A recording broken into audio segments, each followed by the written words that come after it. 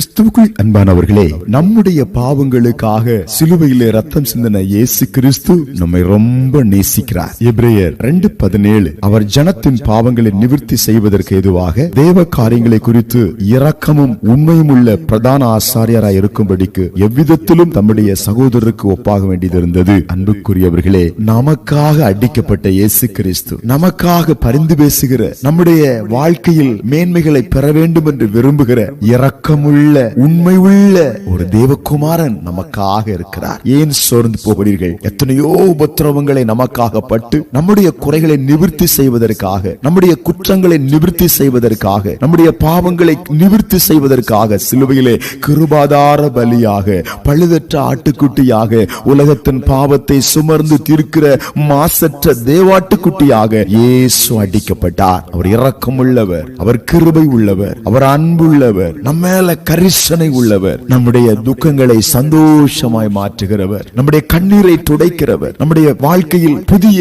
புதிய காரியங்கள் நடக்க வேண்டும் என்று நமக்காய் பெருமூச்சு விடுகிறவர். சோர்ந்து போகாதிருங்கள். இன்று அவரை உண்மையாய் நேசியுங்கள், உண்மையாய் பிடித்துக் கொள்ளுங்கள், ஊக்கமாய் அவர் பாதைகளை பின்பற்றுங்கள், ஆசீர்வதிக்கப்படுவீர்கள். ஜெபிப்போம். எங்கள் பரலோக பிதாவே, இந்த காலை வேளையிலும் உண்மையாய் ஊக்கமாய் எங்கள் பிரதான ஆசாரியராகிய இரக்கமுள்ள உண்மை உள்ள இயேசு கிறிஸ்துவை அண்டிக் கொள்கிற அனைவருக்கும் பாக்கியமான நன்மையை இப்பொழுது வழங்குவதற்காய் ஸ்தோத்திரம். இயேசுவின் நாமத்தில் ஆமென்.